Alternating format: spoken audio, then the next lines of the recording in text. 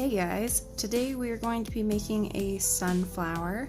I have Caron 1 pound yarn in espresso and I have Caron 1 pound yarn in sunflower, and I'm going to be using a size H hook.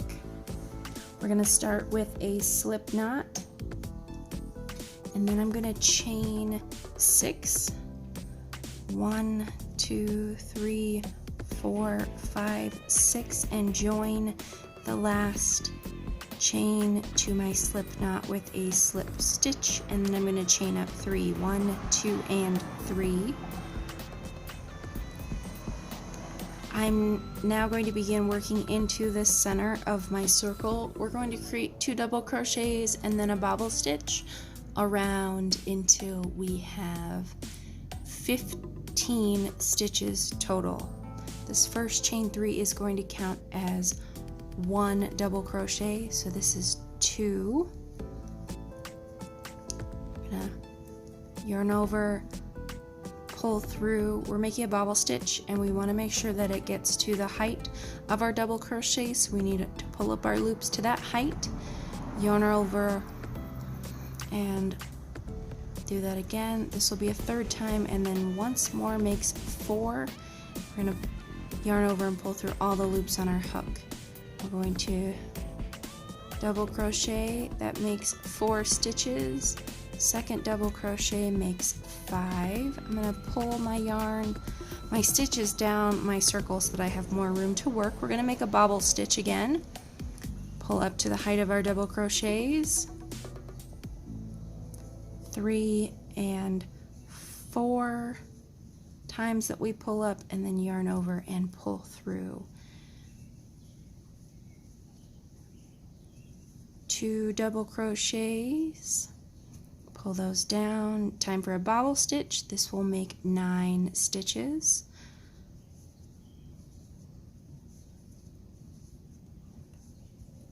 Yarn over and pull through.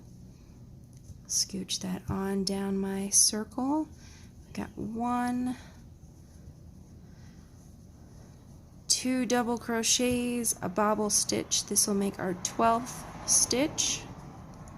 2, 3, 4 times. We're yarn over and pull through. I'm going to tighten my circle up just a little bit, and then create 2 double crochets, and this is going to be my last bobble that we're creating now.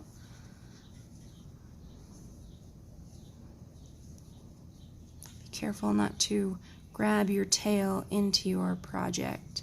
You want it to stay on the side because we still need to tighten our original circle up. This is our last bobble crochet. I'm now going to join the end of this row to the beginning of the row in the 3rd chain of my original chain 3 with a slip stitch. I'm going to chain up 3, 1, 2, 3, and now I'm going to tighten my circle that I made with my tail. I'm going to pull that as tight as I can get it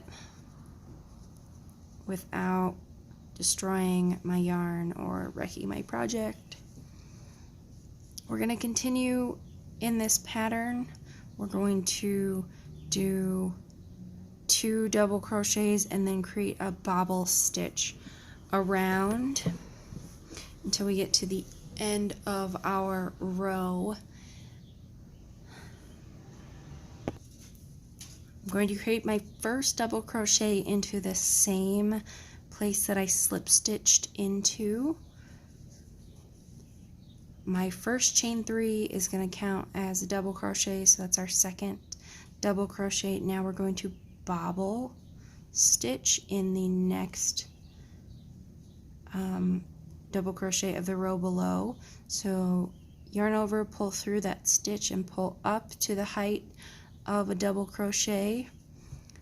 We're going to do that 4 times, 3 and 4 times, and then we're going to yarn over and pull through.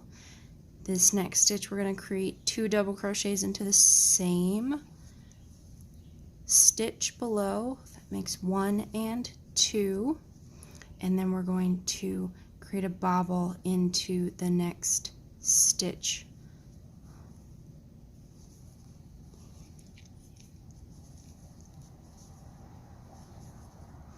Then yarn over and pull through. Again, 2 double crochets into the next stitch, and then a bobble. You're going to continue this all the way around until we get to the end of the row. That's 2 double crochets in 1 stitch, and then a bobble into the next stitch. I will meet you at the end of this round. We've now continued our pattern, 2 double crochets and a bobble stitch all the way around until we've reached the last stitch of our row. And on this one, we're actually going to create the 2 double crochets and the bobble stitch into the same stitch of the row below, which will give us a total of 24 stitches for this round. So I've created my 2 double crochets into this stitch below already, and I'm going to yarn over and make my bobble stitch into the same stitch. So you'll have 3 stitches you've created into the stitch below. It'll make it pretty tight, but it is gonna make our sunflower look nicer to have an even number of petals. At this point, I'm gonna be done with my circle. If you want to create a larger sunflower, you could continue this out. I would do 2 double crochets and then a bobble stitch and then 1 double crochet into 1 stitch. So you'd have a set of 4, and then I do 2 double crochets into 1 stitch, bobble stitch, and then 1 double crochet into the next stitch. I want my sunflower smaller, so we're going to stop here and join our next color, which is the sunflower yellow, the 1 pound sunflower from Karen. If we were finishing this circle and continuing in the same color, we would slip stitch through with the espresso, but we're going to change colors at this point, and this is my preferred way to change colors. So I'm going to take and finish off this yarn. We're going to pull out a bit so I have a few inches to weave in, and then trim that right off. And then I'm going to grab my sunflower yarn, and we will join the sunflower to the project. So we're going to take and give ourselves a nice tail and loop this over our hook, and we're going to slip stitch through just like we would with the espresso if we were continuing on in that color. See, now we have a nice set of join there. And now I'm going to chain up 6, 1, 2, 3, 4, 5, and 6. This is going to start our first petal. We're now going to single crochet back down this chain towards our circle. We're going to end up with 5 single crochets on the way back down towards the center of the circle. That makes 4, and then this one is 5. That's in our chain 3 double crochet that started our row, and I'm going to go to the next double crochet, and I'm just going to slip stitch right into the top of that one, and we're going to do the same thing. Chain up 6, 1, 2, 3, 4, 5, and 6, and then single crochet back down the chain towards our circle. That's 1,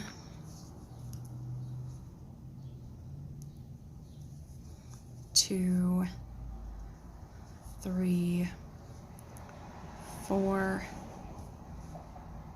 5 single crochets on our petal, and we're going to go into the top of the next stitch and slip stitch, then chain up 6. We're going to continue this around,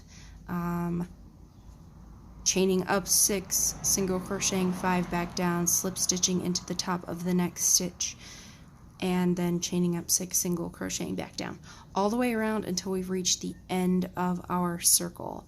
You'll have lots of these lovely yellow petals, and I will see you back at the beginning of this round. Okay guys, we've come to our last petal here. We're now going to work the second row of petals, but we're going to work them into the back of the project. We've been slip stitching into the top of the double crochets and bobble stitches in the row below. Now we're going to slip stitch into the back of the petals that we've made in order to center the petal between the other 2 petals here. So what this means is we're going to slip stitch underneath these 2 loops that were created by the slip stitches that ended this petal and this petal. So I'm going to slip stitch up, and this row we're going to chain 7. 1, 2, 3, 4, 5, 6, and 7, and then single crochet 6 back. That'll make this second row slightly taller than the first row so that we can see the second row above the first row, but not so much bigger that it's really obvious that we've changed the size of the petals. We just want them to come up a little bit. And then again, we're going to slip stitch between the 2 underneath these loops. Slip stitch that together, pull it nice and tight, and then chain 7. 1, 2, 3, 4, 5, 6, and 7, and then single crochet 6 back down. You're going to continue this around just like we did at the last row, but remember we are slip stitching where the 2 petals are joined together all the way around until we reach the end. I will meet you back at the beginning of the project to show you where I slip stitch this off to finish it, and then you can weave in your ends. I'll see you back at the beginning of the project.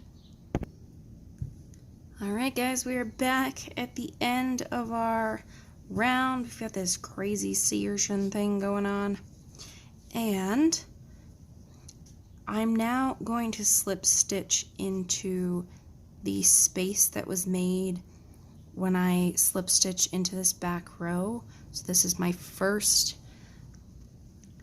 petal of the second row. You can see this lovely hole here. I'm just going to slip stitch right into that, and then I'm going to slip stitch once more, and then I'm going to trim off this yarn, pull it through, and tighten that down. I have my 4 ends to weave in. This looks a little crazy right now, but the petals will loosen up a little bit over the next while, and I just take the time and straighten them all out so that it's nice and flat.